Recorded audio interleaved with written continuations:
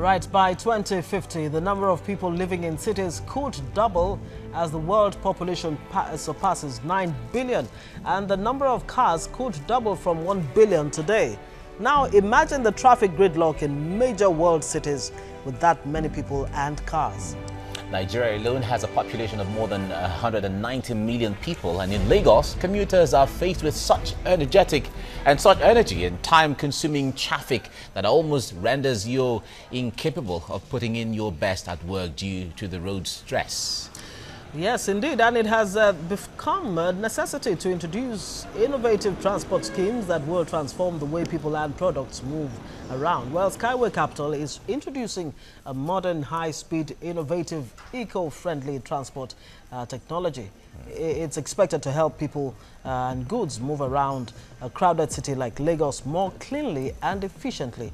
All right, let's see how this is supposed to work. And of course, we can find out from our guests this morning. Frank Sola is SkyWay Capital Board of Directors. Good morning and good to have you on the show. It's good to have you, George. Okay, and of course, Mr. Ayo Adewale is a Nigerian partner wearing a different cap. This morning, when people see you, they expect you to be talking about politics, but this is totally different. Very quickly, Frank Sola, I mean, talk to us about this eco-friendly transportation. I mean, what exactly are we expected to see with this? Yeah, thank you for inviting to coming to your TV. I would like to say that this technology is fully innovative technology. It was divided by Mr. Yunitskiy. He started work in this technology from 1978. It means we have many experience with this technology. We have built Ecotechno Park close to Minsk. This is the capital town of Belarus, when we have the head office as well. This technology was built, has been tested. We received certifications. It means it's ready for the full application to the reality. All right, Ayodele, when in Nigeria, certainly, in fact, especially Lagos, everyone would say it is time for us to move to another level. Traffic. Government, federal, state, local government have done everything within their powers, but they still cannot surmount or overcome. But how easy was it to adopt this new technology in a place like Lagos, for instance? Well, it's very easy. If you remember the Jakonde administration, they tried to embark on, other means of transportation apart from road. That is the light rail, the metro transportation. At a point, they were thinking of going underground. If you want to go underground now, it's highly capital intensive. But with this technology, it can be built on the laid out infrastructure that you have already in Lagos. Take, for instance, you're moving from Ido all the way down to your station. The median can be adopted. You can just have a pole that is hinged on a string. Then the car is mounted on it. So the infrastructure is there. We're only looking at government adopting it, and it's a seamless thing, very seamless. Okay, Frankiszek, is it similar to, I know in Wuppertal, near Düsseldorf in Germany, there's something similar to that. Is it the same thing we're talking about?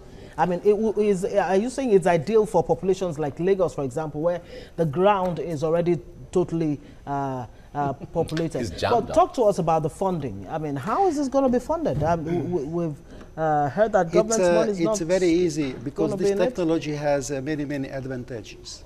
It means this is built on the second level. We can build it from the 5 meters above the ground to 30 meters. It means we don't need some bridges. And it is, we have more type of this technology. We can use many types.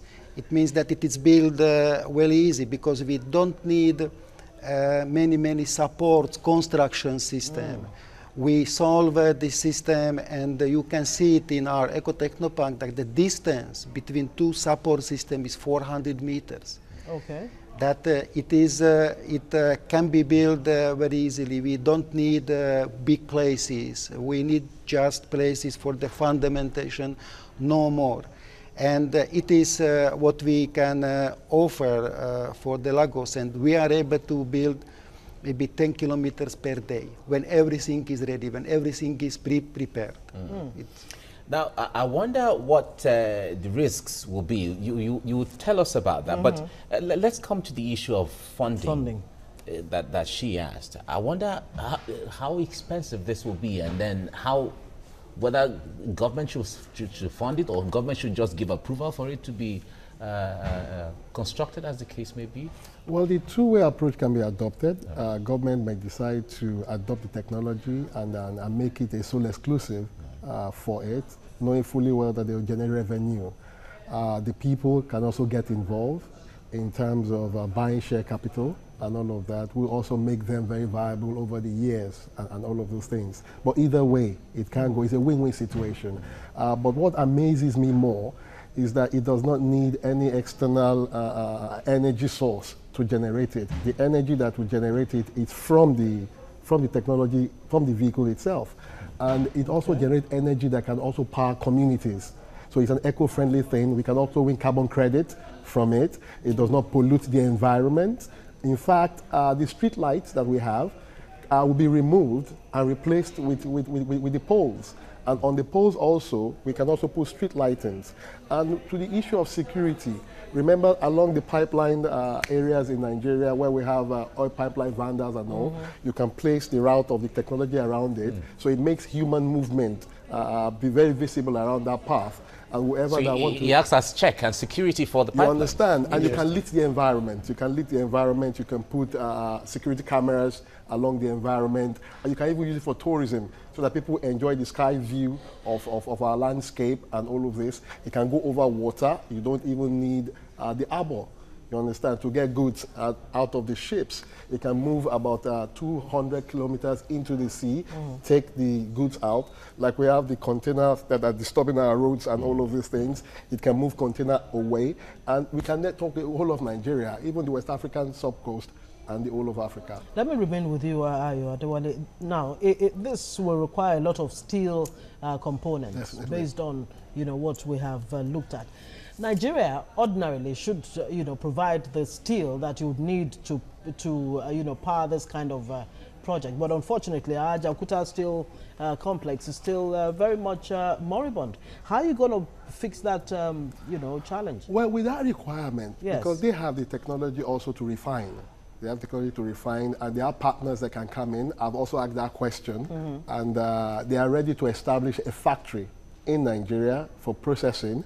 They are also ready to go in partnership with cement and concrete manufacturing industries. So it's not just solving our transportation problem or solving the security problem. It's also going to solve our unemployment problem. So a lot of things will be coming into it.